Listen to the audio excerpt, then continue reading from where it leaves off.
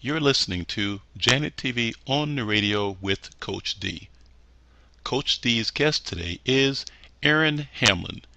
Erin is a world champion and two-time Olympic luge athlete for the United States. This is Janet TV on the radio. You're listening to Bring It In with Coach D, where we catch up with athletes and coaches from around the world. Today on the show, we are honored to have two-time luge Olympian Erin Hamlin, who is currently ranked number 2 in the U.S. and 7th in the world. Erin, welcome to the show. Hi, thank you. Well, I'm excited to share your story with our listeners, so let's first find out where you're from and how you got into the sport of luge. I am from Remsen, New York. It's a really small town in the very center of the state. And when I first tried out in 1999, I attended a slider search clinic that the United States Luge Association hosts every summer to kind of recruit kids. We don't have, the pipeline from high school sports or anything like that. So it's pretty difficult to get kids involved. So they host this program, and I went to one of the clinics just kind of on a whim. My dad had seen an ad in his company newsletter for it and thought it was something cool and different to try, and asked if my brother and I wanted to. And, it was unique. It was, something I figured I'd probably never get the chance to do again, and I tried out. And it's, kind of the cliche line, the rest is history. Well, how long have you been competing in luge? I have been in the sport for 13 years now. I tried out in 99 and then first put on a team in 2000. And going into 2014 will be my 14th year, so working on the 14th year. Oh. Well, I'm not too familiar with luge. Being from Texas, we don't have a lot of ice here. So from what I hear, it seems like it's a race to beat the clock. So what's the strategy to going faster? Absolutely. It's all you against the clock. It's actually one of only two sports that are timed to the thousandth of a second. And basically, I'm on my sled going down the ice track. We do a start and we pull off of handles and paddle on the ice. And then there's an ideal line kind of based around basic physics that gets you down the track the fastest. So the whole time I'm going down, for anyone that's seen it before, it looks like we're just kind of laying there. But there's actually quite a bit going on. I can steer with my legs, my hands, there's small handles inside, my shoulders, any shifting of my body weight. So the whole time going down, I'm driving my sled to stay within probably an inch of that ideal line. And at the same time, I'm trying to remain completely relaxed to absorb all the changes in direction and bumps and everything, and also trying not to look. Aerodynamics are such a huge part of the sport, and we want to stay in as flat a position as possible on our sled. So we're going feet first on the track, and so being as flat as possible means keeping your head back. Going anywhere from, up to, the fastest I've gone is right around 90 miles an hour. So there's a lot going on, basically. Well, going 90 miles an hour, like you said, you're trying to not look, which to me would be impossible. And there's also no brakes on your sled, so what makes you feel comfortable on a track? Well, the point is for us to go fast. So if we had brakes, it'd give us the option to slow ourselves down, which isn't exactly what we want to be doing. But each track is, on average, just around a mile long. And, we are trying to beat the clock. So at the end of each track starts to go back uphill a little bit, so it starts to help slow you down. And the way we stop is just to pull up the front of our sled, and it kind of digs the back of the runners in. But when we're going down, it's anywhere from 40 to 50, sometimes a little longer, 50 seconds to go as fast as possible, basically. So when we first start, it's kind of a gradual process. We're not going that fast, and they start the kids from pretty low on the track, one of the curves towards the bottom, just to get the feel for it. And it takes a pretty long time to get the finesse, I'll say, of driving a sled fast down a hill. So how do you mentally prepare before a competition, and do you have any superstitions?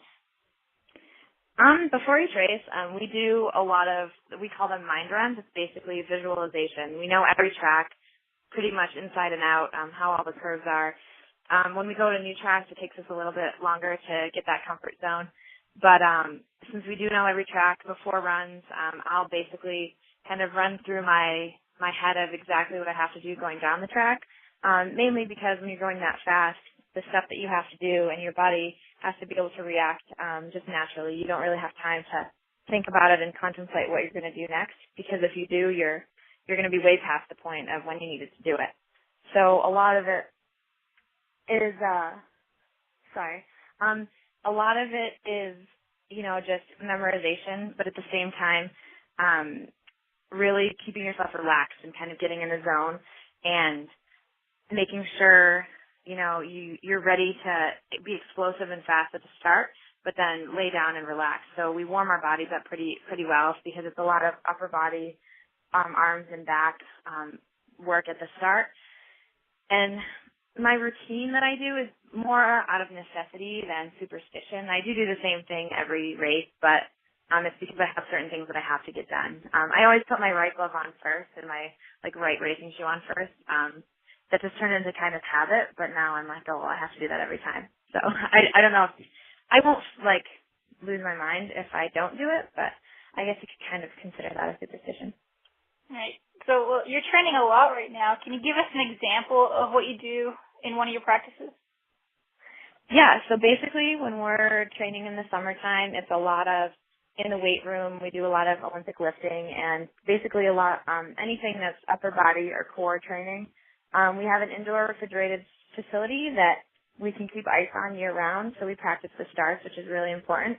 And so we do that a few days a week. And basically any sport-specific movement. We do a lot of agility stuff to keep our reactions and quickness up to par.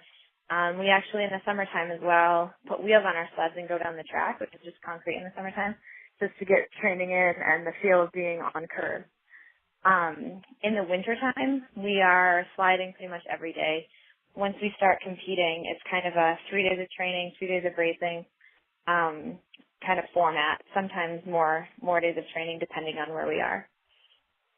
So you've been doing this for 14 years, you said. Do you have any funny stories about when you first started luge, or did it just come natural to you? I actually wasn't like a standout kid at the beginning. I think I was just kind of like in the middle of the pack, kind of did my thing, didn't really stand out a ton, and I don't know, just slow and steady, I guess you could say. But no, when I first tried out, actually, I was actually at an amusement park with my friends and didn't want to leave to go try out, and my parents had signed me up already, so they made me go. They said, you signed up for it, they committed to what you said you do, kind of like in a life lesson format, and so they made me go, and it's kind of a good thing they did. But other than that, I don't specifically remember the very first time I went down the track. I remember the atmosphere being here and the whole, I might be terrified, but I'm not going to admit it because you don't want to be like the scaredy cat in the group, which would totally have been me when I was little. I was terrified to go on rides. I was the one that would have to sit at the end and make my mom not go on a ride, or she could stay with me, which she wasn't a fan of. So yeah, I mean, that's kind of odd that now I do this, but it's fun. Well, you get to travel a lot in your sport to some beautiful countries. Can you tell us what your favorite place to visit is and why? I think my favorite so far, we got to go to Japan a few years ago, and that was pretty interesting. It was completely different than anywhere I've ever been. The track was a lot of fun. So that's right up there with one of my favorite places. I really love Italy. I've always had a good time there. It's beautiful, and the food's really good. I feel like every time I go somewhere, I find something new that I really like, so it's hard to say that, I don't like going to these places. We spend a lot of time in Germany, so that gets kind of old. But yeah, Italy and Japan are probably my top picks. Well, you've experienced a lot of success in your sport, and you're currently a two-time Olympian, so what does it feel like to represent the U.S. in the Olympics? It's one of those things that growing up, I was always a fan of the Olympics, and so was my family, and we always watched it, and I never imagined I'd be in the position I am now, but it's one of the coolest things to know that you have so many people back home that are, cheering for you, whether they know you, whether they know your sport at all. They're just excited to support Team USA and to cheer us on and watch like everything we do for a 2-week period of time in February, and it's pretty exciting. And we put in so much time and effort, not only during those 2 weeks, but for every day of every year. And it's really awesome to feel that recognition from the rest of the country and really the world too.